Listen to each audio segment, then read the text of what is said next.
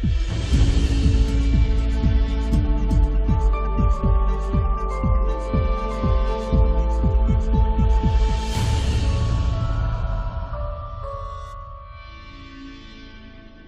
menyempatkan diri untuk memberikan pijatan oksitosin. Kan kita udah tahu ya, oksitosin itu hormon kebahagiaan. Apalagi kalau yang mijet, yang masak suami tercinta. Wah, itu pasti asinya banyak banget tuh ya. Deras banget tuh ya kan. Jadi, saking happy-nya ya. Saking happy-nya gitu ya kan.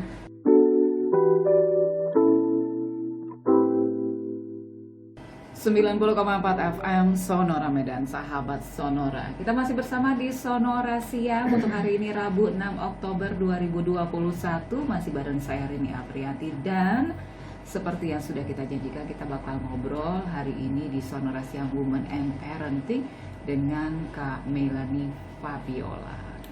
Oke, di studio sudah hadir kami, apa kabar? Alhamdulillah sehat. Assalamualaikum warahmatullahi wabarakatuh. Waalaikumsalam.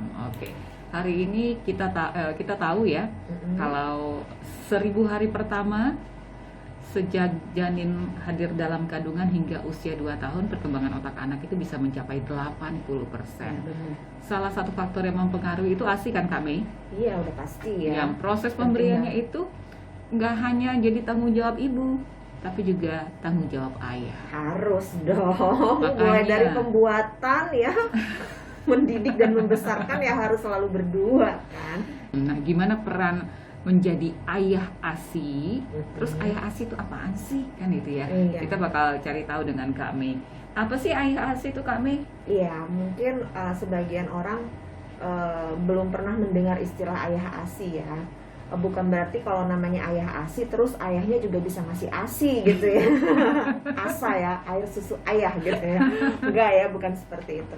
Sebenarnya istilah ayah ASI ini adalah sebuah ungkapan ya. Ungkapan bahwa pada saat bayi menyusu itu ternyata tidak hanya dibutuhkan ibunya saja, tapi juga membutuhkan peran ayah, supaya ibu itu lebih semangat, asinya lebih banyak ya, bayinya juga lebih sehat. Nah, jadi di sini ayah itu punya peranan yang sangat besar untuk memastikan bayi mendapatkan ASI yang cukup dari ibunya.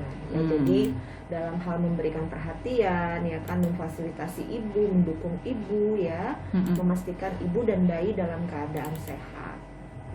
Nggak banyak orang tahu, atau mungkin ada juga ayah yang itu kan urusan perempuan gitu kan, urusan saya cari duitnya buat beli susu atau buat beli pampers atau buat beli apa kan gitu ya. Sebenarnya mungkin sebagian besar ayah sudah melakukan ini, tetapi tidak menyadari itu sebagai bagian dari peranannya dalam mendukung pemberian ASI bagi anaknya. Nah, karena tidak disadari sehingga kadang-kadang melaksanakannya itu tidak kurang optimal gitu ya. Jadi sepertinya dilakukan itu tidak memberikan efek yang terlalu besar yang kita harapkan. Jadi seandainya semua suami, semua ayah mengerti betul tentang peranannya sebagai ayah ASI, ini tentu akan lebih baik ya. Karena memang ketika seorang suami atau seorang ayah melaksanakan perannya sebagai ayah ASI dengan baik, manfaatnya bukan cuma untuk ibu dan bayi, Mbak Rin, tapi juga ada manfaat untuk ayahnya sendiri gitu. Contohnya ya, ketika ibu berhasil menyusui bayinya, memberikan ASI eksklusif selama 6 bulan, kemudian melanjutkan lagi sampai anak berusia 2 tahun ya. Menurut penelitian, ketika seorang suami menyaksikan istrinya menyusui anaknya dalam kondisi yang damai ya, dalam suasana hati yang menyenangkan ya, melihat istri dan anaknya dalam keadaan bahagia, itu juga memberikan perasaan yang energi yang positif untuk si suami gitu. Jadi semacam mood booster ya buat suami ketika melihat istri dan anaknya itu bayinya menyusu kepada istri dalam keadaan yang damai, tenang ya, istrinya sambil tersenyum gitu ya. Adegan seperti itu menjadi mood booster buat suami sebenarnya ya. Kemudian kalau istri berhasil menyusui anak dalam waktu 2 tahun ya, dalam keadaan sehat, ini kan juga akan mengurangi kekhawatiran suami dan ayah terhadap kesehatan istri dan anaknya kan. Ayah juga tidak perlu khawatir anaknya kekurangan gizi karena sudah mendapat gizi yang cukup dari ASI. Belum lagi manfaat di bidang finansial Mbak Rin, karena sudah pasti berkurang dong ya pengeluaran untuk beli susu formula, ya kan, berkurang pengeluaran untuk membeli vitamin atau suplemen-suplemen yang tidak dibutuhkan ya, karena sudah cukup dari ASI gitu. Jadi pemberian ASI dari ibu kepada bayi itu bukan cuma bermanfaat untuk istri dan bayinya, tapi juga untuk suami dan ayah. Kan nggak minum? Ya enggak dong. Terus manfaatnya apa? Ada lagi nih Mbak Rin ya. Jadi kalau misalnya nih ya, seorang ibu baru melahirkan ya, kemudian dia menyusui bayinya secara terus-menerus ya, itu biasanya akan membuat tubuh ibu lebih cepat langsing. Ya kan? Nah, apalagi kalau misalnya mengurus bayinya sendiri ya, jadi banyak energi yang dibakar ya, sehingga ibu tidak bisa mager gitu ya Mbak Rin ya. Nah, kemudian juga ternyata dalam komposisi ASI ya, itu terdapat zat yang bisa mengatur pola tidur bayi. Nah, jadi bayi bisa tidur lebih nyenyak Mbak Rin, kualitas tidurnya lebih baik, tidak bolak-balik terbangun karena tidurnya tidak nyaman. Jadi ini juga akan membantu ayah dan ibu tidurnya juga lebih nyaman. Ya kan? Jika istri berhasil memberikan ASI eksklusif kepada bayinya dengan baik, kita udah bahas nih pada pertemuan sebelumnya ya, itu kan bisa menjadi kontrasepsi alami. Jadi ayah tidak perlu khawatir ya, istrinya bakalan hamil lagi dalam jarak yang terlalu dekat jika istri berhasil memberikan ASI eksklusif kepada bayinya.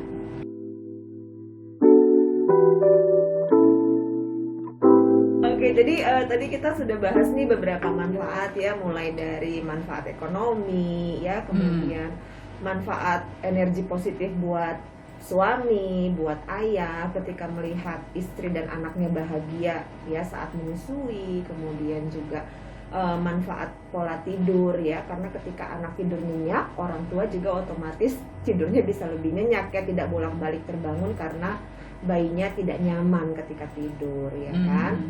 Manfaat menjaga jarak kelahiran juga ya, dapat manfaat kontrasepsi alamiah ketika ibu memberikan ASI eksklusif dengan baik ya kan.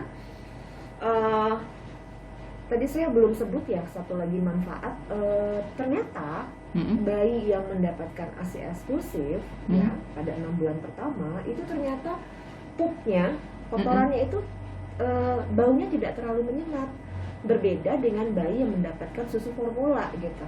Jadi bau dan konsistensinya juga berbeda Mbak Rin ternyata ya. Dan itu menyebabkan ayah menjadi lebih nyaman ketika membantu ibu mengganti popok bayinya. Ya kan? Kan selama ini kan yang membuat ayah itu takut ganti popok kan itu ya salah satunya ya. Bau, penampakan dan aromanya ya. Nah, ternyata ketika bayi mendapatkan ASI eksklusif ternyata konsistensinya lebih lunak ya, sehingga bayi tidak susah untuk mengedan dan juga baunya tidak menyengat seperti kalau bayi mendapatkan susu formula. Plus kalau bayi menyusu otomatis kemana-mana, kalau jalan-jalan nggak berat-berat banget tuh perlengkapannya, ya nggak?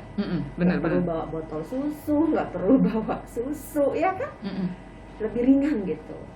Mungkin hanya perlu bawa pampers aja kali ya. Iya, pampers sama baju ganti ya. Perlengkapan menyusui yang lain itu. Nah, sekarang kita mau bahas apa sih yang perlu dilakukan suami persiapan. untuk bisa mempersiapkan diri menjadi ayah ASI yang baik gitu. Tentunya yang pertama adalah belajar Mbak Rin. Jadi mulai dari istri hamil itu ayah sudah harus banyak belajar ya. Bisa bertanya kepada tenaga kesehatan ketika mendampingi istri periksa hamil ya kan, kemudian bersama dengan istri sama-sama browsing ya, mencari informasi tentang bagaimana supaya persiapan untuk menyusuinya itu oke ya. Jadi nanti ketika anak lahir puting susunya sudah keluar ya kan, asinya cepat keluar, produksinya banyak, lancar ya kan. Jadi belajar bersama, diskusi ya kan, bertanya kepada orang tua, kepada teman, keluarga yang sudah punya pengalaman lebih dahulu dalam hal menyusui bayinya atau dalam hal berperan menjadi ayah ASI. Yang kedua tentunya harus banyak memberikan perhatian. Dan ini memberikan perhatian ini harus dimulai dilatih sejak sebelum anaknya lahir gitu Mbak. Jadi sudah terbiasa. Jadi sudah terbiasa memberikan perhatian kepada istri. Ya kan? Misalnya mulai dari membantu istri mengurus rumah ya, mencuci piring misalnya, menyapu ya, masakin buat istri ya kan, nyiapin sarapan dan hal-hal seperti itu. Itu pas baru menikah atau pas istri hamil? Sebaiknya dibiasakan sebelum punya anak. Jadi ketika baru menikah juga suami sudah harus belajar memberikan perhatian ya, dukungan seperti itu. Kalau udah lahir anak itu kan kita sudah stres ya, terkejut ya dengan perubahan yang baru terjadi. Kita tidak belajar sebelumnya ya, tidak mempersiapkan diri, tidak mengantisipasi terhadap perubahan yang terjadi, pasti kan stresnya lebih berat ya Mbak Rin. Nah, boro-boro mau ngasih perhatian gitu kan, kitanya aja udah stres gitu. Biasanya kalau orang stres itu kan emosinya tidak stabil ya, cepat capek. Jadi mau ngasih perhatian ke istri, ke anak juga jadinya jadi lalai gitu ya. Nah kemudian yang ketiga itu harus lebih banyak melibatkan diri dalam kegiatan menyusui gitu ya. Jadi artinya mulai dari ketika ibu menyusui, ketika istri menyusui, apa yang bisa dilakukan, keterlibatannya seperti apa ya kan, sebelum menyusui, setelah menyusui. Nah ini juga harus belajar gitu. Jadi jangan biarkan istri menyusui sendiri. Maksudnya begini, barangkali kebanyakan kita berpikir kalau misalnya istri terbangun tengah malam untuk menyusui, ayah nggak perlu ikut bangun. Ketika ayah ada di rumah, maka jangan biarkan istri menyusui sendiri gitu. Nah, ada beberapa hal yang bisa dilakukan suami. Ketika nanti kita bicara bentuk-bentuk peranan nyata seorang ayah ASI, gitu Mbak Rin. Jadi yang tiga tadi yang paling penting ya, belajar, memberi perhatian, dan keterlibatan langsung dalam proses menyusui. Oke, jadi kita perlu tahu juga peran suami untuk istri yang sedang menyusui ya, seperti apa ya. Betul. Kalau anaknya baru satu, mungkin masih agak lowong ya. Benar. Jadi ketika anak sudah, katakanlah misalnya ini ada yang bayi disusuin, terus ada kakaknya, ada abangnya. Bantu ibu untuk meringankan pekerjaan ibu mengurus anak gitu. Jadi misalnya ketika ibu sedang menyusui, si kakak atau si abang rewel, maka ayah harus mau membantu untuk mengurus si kakak dan si abang, sehingga ibu bisa menyusui lebih tenang dan lebih nyaman. Ketika anggota keluarga lain melihat kerjasama yang baik ya antara suami dan istri ketika menyusui anak, itu akan memberikan energi positif juga buat keluarga Mbak Rin. Kita juga ikut baper dong ya kalau lihat misalnya ada suami menyuapi istrinya makan ketika sedang menyusui, dapat energi positif nggak?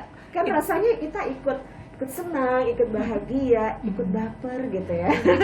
Itu cuma ada di drakor deh kayaknya. Makanya itu disampaikan di sini supaya bisa dilakukan dalam kehidupan nyata sehari-hari. Ya kan, misalnya nih sebelum menyusui, ya kan, si ayah melakukan pijatan oksitosin buat istrinya, pijatan di punggung ya, di belakang leher sampai ke punggungnya. Ini kan so sweet banget gitu ya. Atau misalnya ketika ibu bersiap-siap untuk menyusui, itu kan biasanya tuh bayi kalau lapar tuh kan nangis ya, rewel gitu ya. Biasanya juga kadang-kadang dia terbangun lapar dan popoknya basah atau kotor. Nah, ketika si ibu siap-siap mau menyusui, ya kan, membersihkan payudaranya gitu ya, menyiapkan untuk menyusui. Nah, ayah yang ganti popoknya, ayah yang gendong bayinya supaya nggak rewel. Udah bersih, udah nyaman, baru diserahkan ke istrinya untuk disusui. Kan so sweet banget seperti itu ya. That's a dream to be dream. Tapi harus bisa ya. Yang penting di mana ada kemauan, di situ pasti ada kesempatan ya, ada jalan ya. Yang penting mau belajar. Oke, jalannya seperti apa? Apa yang bisa dilakukan ayah untuk mendukung ibu memberi ASI eksklusif ya? Itu sampai 2 tahun ya Kak Mei ya? ASI eksklusif 6 bulan. 6 bulan. Tapi setelah itu dilanjutkan sampai anak berusia 2 tahun. Iya, nanti kita akan bahas di sesi berikutnya, sahabat Sonora. Jangan kemana-mana, di sini aja.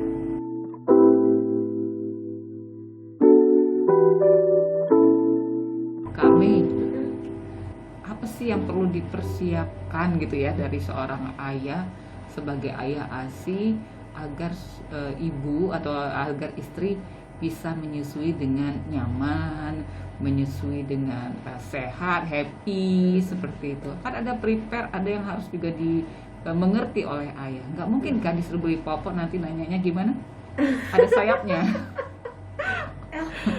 Pak, ntar pulang kerja singgah ke supermarket ya, beliin pampers si adek gitu ya. Hah? Panik langsung ya, auto panik ya. Auto panik, mood on. Hah, ukuran apa? Bersayap nggak? Ada beberapa hal yang juga jangankan caranya, tapi barang-barang juga harus tahu. Iya, harus sama-sama mengenali kebutuhan, baik untuk ibu maupun si bayi ketika menyusu ya. Contoh kayak tadi pampers, ya kan, harus tahu nih ukuran pampers untuk anak umur 0 sampai 3 bulan yang mana, ya kan, 6 sampai 12 bulan yang mana, itu kan berbeda-beda ya. Jangan nanti asal ambil aja dari apa ya kan, rupanya sampai di rumah kegedean atau kekecilan ya. Ya tiba-tiba yang diambil yang bersayap gitu. Kalau yang bersayap untuk mamanya ya. Gak apa-apa, masih bisa dipakai. Oh itu ya. Atau barangkali ketika istri bekerja itu kan memerah ASI ya biasanya ya, secara rutin memerah ASI. Nah itu juga suami harus kenal nih barang-barang perlengkapan untuk memerah ASI apa aja gitu kan. Nah jadi nanti ketika dibutuhkan ada yang kurang gitu ya, itu suami bisa lebih sigap gitu mencarikan untuk istrinya ya kan. Jadi apa nih yang perlu dilakukan ayah? Peran ayah ASI ya. Nah jadi secara lebih konkret ya, peran ayah ASI selama ibu menyusui itu yang pertama adalah bisa menjadi teman curhat ya. Harus sabar karena yang namanya ibu menyusui itu pasti capek kan, apalagi kalau harus mengurus anaknya sendiri. Harus sabar mendengarkan unek-unek ya, keluh kesah ya kan. Harus bisa menjadi teman bercerita yang menyenangkan. Harus bisa menjadi pendengar yang baik, yang sabar ya. Plus bisa memberikan masukan-masukan ya, dukungan, motivasi supaya si istri tetap semangat walaupun capek, tetap happy gitu, walaupun capek tetap semangat gitu ya. Kemudian tidak cukup hanya menjadi teman bercerita, tentunya juga harus bisa menjadi partner. Harus bisa menjadi partner yang bisa membantu meringankan pekerjaan istri atau ibu ya. Jadi bisa mengurangi tingkat kelelahan ibu ya. Seperti misalnya membantu mengurus rumah ya. Misalnya kalau bangun pagi bantu nyiapin sarapan ya kan, mencuci piring. Ketika pulang kerja misalnya rumah kurang resik gitu ya, bantu nyapu ya kan. Mencuci pakaian kan, seperti itu ya. Atau barangkali jika ada anak yang lain, bukan cuma si adik bayi, juga bisa membantu istri mengurus anak-anak yang lain, memandikan, memberi makan, membantu belajar, menidurkan anak dan sebagainya. Kegiatan menyusui atau memerah ASI ya kan. Bantu merah ASI? Maksudnya? Ya maksudnya begini loh Mbak Rin, yang namanya ibu memerah ASI itu kan ada perlengkapannya ya kan. Nah jadi gimana caranya supaya ibu itu tugasnya hanya memerah ASI aja, nggak perlu mikirin untuk mencuci peralatannya, mensterilkan peralatannya. Nah itu diharapkan suami yang ambil alih gitu loh. Nah jadi si istri cukup membersihkan payudaranya, menyiapkan dirinya supaya nyaman, rileks. Nah nanti suami datang membawakan perlengkapannya. Setelah selesai, suami yang mengatur susunannya di kulkas, mengatur distribusi ASI perahnya di kulkas, yang mana yang duluan diambil, yang mana yang duluan disimpan. Nah seperti itu loh Mbak Rin. Tidak harus langsung memerah ASINya gitu ya. Menyiapkan peralatannya, ya, mengatur penyimpanannya di kulkas. Dan itu juga menjadi salah satu peran ayah ASI yang bisa membantu mengurangi stres dan kelelahan pada ibu ya. Apalagi nih kalau misalnya sebelum menyusui atau sebelum memerah ASI, suami menyempatkan diri untuk memberikan pijatan oksitosin. Kan kita udah tahu ya, oksitosin itu hormon kebahagiaan. Apalagi kalau yang mijet, yang masak suami tercinta. Wah, itu pasti ASINya banyak banget tuh ya. Deras banget tuh ya kan. Jadi, saking happy-nya ya. Saking happy-nya gitu ya kan. Nah ini bagus sekali bila dilakukan oleh suami secara rutin setiap hari. Bisa dilakukan sebelum ibu menyusui atau sebelum ibu memerah ASINya. Oke, ini juga ada pertanyaan dari WhatsApp. Bagaimana kalau keduanya bekerja? Kalau keduanya bekerja, kan nggak 24 jam juga dong ya. Nah biasanya kan ada waktu ketemu ya, biasanya pulang kerja.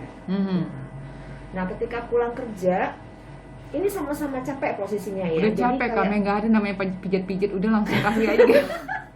Nah ini dia Mbak Rin ya. Ini yang tadi waktu break kita sempat ngobrol berdua ya kan Mbak Rin.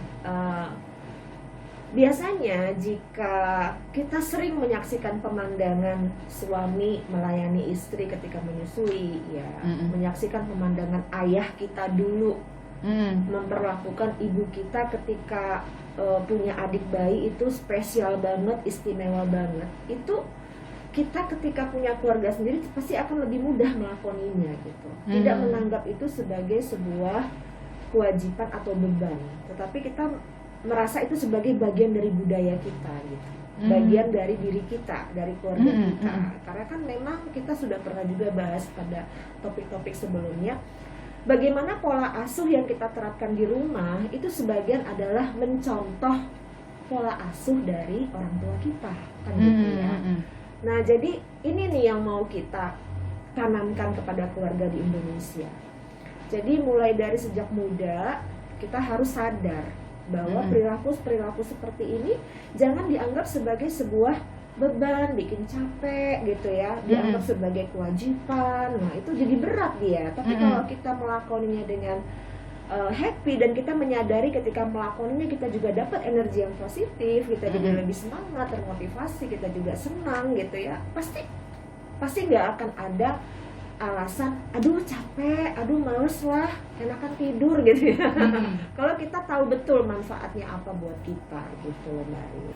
Jadi sebenarnya memang justru kita itu menganjurkan ketika ibu terbangun tengah malam untuk menyusui bayinya, ayah juga sebaiknya ikut bangun menemani gitu.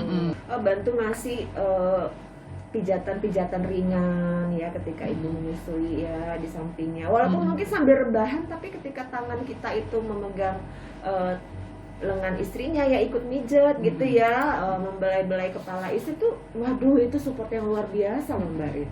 Paling nggak istri tidak merasa sendiri tengah malam. Iya, tidak kesepian sendirian. Karena biasanya kan kayak tadi kita bilang ya, sebelum bayi itu menyusui biasanya kan dia terbangun itu menangis. Nah, ditenangkan dulu sama ayahnya, digendong dulu sama ayahnya, baru diserahkan kepada istrinya. Ketika istri sudah siap untuk menyusui, sudah ngambil posisi, ya kan? Kan perlu ngambil posisi dulu ya kan?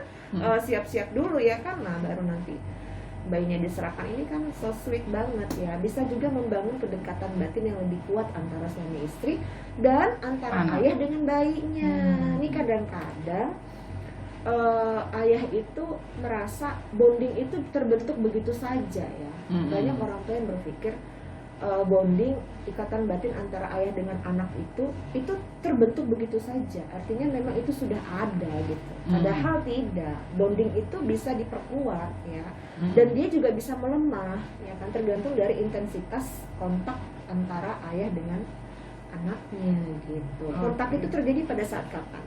Saat menggendong, saat bertatapan mata, ya kan, saat bermain cilukba. Itu sederhana sekali ya sebenarnya. Kayaknya cilukba itu cuma main-main biasa, tapi ternyata bondingnya kuat banget. Oke. Jadi seperti itu, harus ada kontak ya. Harus ada kontak. Saya kira ketika Kak Mei bilang kontak itu terbentuk ketika apa? Ketika kita keluar sebagai istri.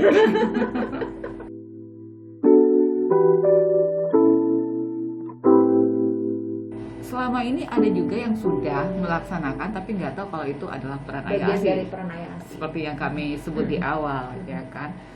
Dan yang jadi masalah adalah kalau laki-laki itu ya kerjanya buat cari duit, nggak ada kerja paradigma itu seperti kembali itu. Kepada pola asuhnya ketika di keluarganya sendiri gitu ya.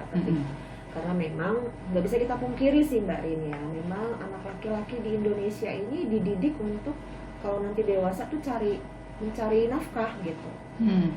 Jadi tugas utama nomor 1 mencari nafkah, nomor 2 mencari nafkah, nomor 3 mencari nafkah. Nah, menjadi ayah asi? Kita nggak tahu tuh nomor berapa. Kadang-kadang di keluarga itu seperti tidak menjadi prioritas yang utama gitu. Apalagi jika dalam kesehariannya sampai dia dewasa, sampai dia menikah, dia jarang melihat pemandangan yang nyata ya.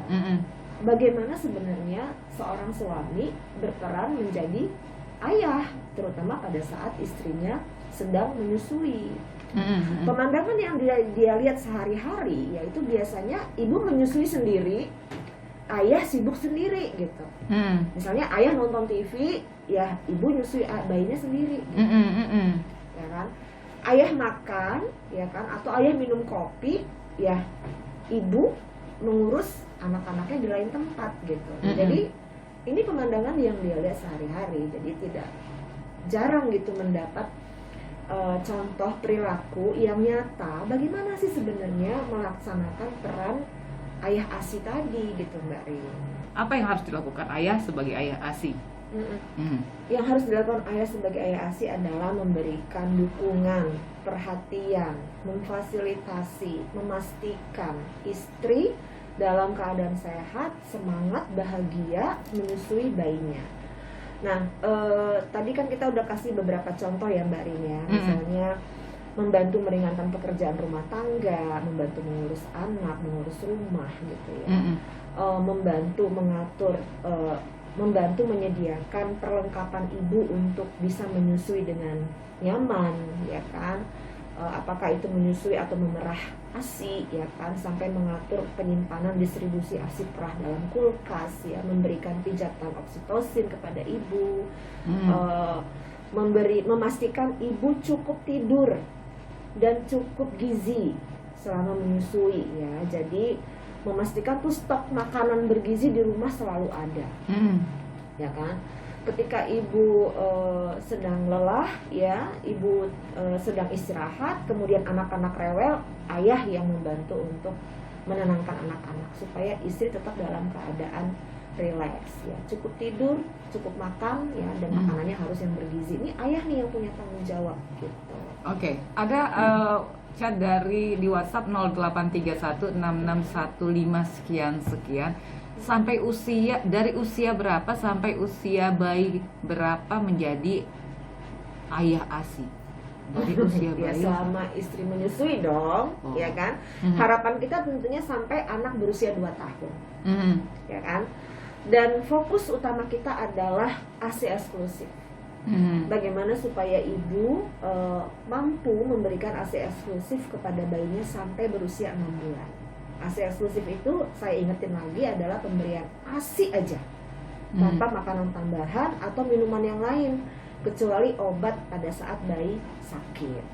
Oke, ada lagi istri saya dulu mengalami baby blues, saya yang menyusui anak malam. Maksudnya gimana, Pak?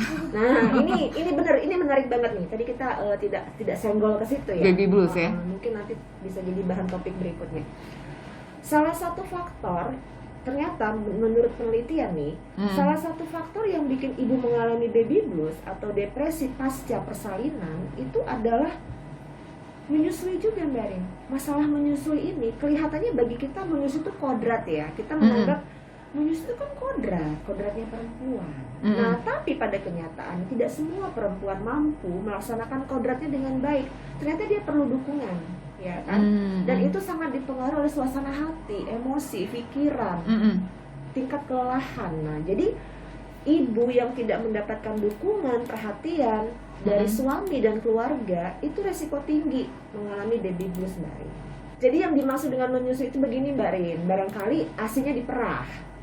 Oh ya. ASINya diperah. Yang di botol gitu ya. Jadi diberikan kepada bayinya. Kalau kita sih sudah bahas sebelumnya itu sebenarnya jangan pakai botol susu ya. Jadi nanti ketika baby blues ibunya sudah bisa diatasi, ibunya bisa memberikan ASI secara langsung. Karena kalau pakai botol susu takutnya bayinya bingung puting. Nanti ketika tapi kalau diperah itu kan nanti dia masuknya ke dalam botol seperti itu, kan tinggal bisa disendokin, Mbak. Pakai sendok kecil. Oh. Disendokin ke Nggak bayinya. sabar saya kayaknya. Nah itu ayah ASI itu. Makanya Mbak Rini nggak bisa jadi ayah ASI. Ya enggak dong, saya kan ibu. Bener saya. Iya, tapi itu benar. Salah satu lagi tuh peran ayah ASI di sini adalah ketika ibu sakit, ya ketika istri sakit atau istri mengalami baby blues, ayah ambil peran. Ya, Oke. bantu ibu memerah ASI, bantu ibu memberikan ASI kepada bayinya. Nanti ketika ibu sudah sehat lagi, sudah teratasi baby bluesnya, ya kan, maka ibu bisa melaksanakan perannya menyusui anak dengan baik. Biasanya kan baby blues ini tadi terjadi karena kelelahan biasanya ya, karena stres, kelelahan, sehingga menimbulkan depresi pada ibu ya. Ibu jadi merasa tidak mampu mengurus bayinya. Ini baby blues ini kan biasanya karena terjadi pada ibu yang merasa gagal menjadi ibu gitu loh, Mbak Rin. Jadi dia merasa aduh ASIku nggak ada, stres, depresi. Padahal sebenarnya kan kita udah bahas tuh kemarin. Sebenarnya jika dikelola dengan baik, nggak ada tuh ibu yang nggak punya ASI. Semua punya ASI dan semuanya banyak, ya kan. Cuma tadi tinggal pengelolaannya seperti apa, manajemennya seperti apa. Nah di situ tuh perlu peranan suami. Jadi baby bluesnya cepat teratasi, ASINya banyak lagi gitu kan. Jadi tetap bisa ngasih ASI walaupun ibunya baby blues, asal tahu aja strateginya seperti apa. Oke, terima kasih untuk sahabat Sonora yang sudah bergabung bersama kami karena waktunya juga tidak memungkinkan. Terima kasih juga untuk kami. Kalau sahabat Sonora ingin memberikan atau bertanya atau mengajukan topik, bahas ini dong, bahas itu dong, boleh. 0898 1200 904 0898 1200 904. Makasih ya kami. Iya, sama-sama. Terima kasih. Kita sudah ngobrol dengan Kamela Fabiola, founder Karin Kahandira. Kita ketemu lagi 2 minggu depan di Sonora Siang bersama lembaga Karin Kahandira Women and Parenting. Saya Rini Aprianti pamit dari Sonora Siang.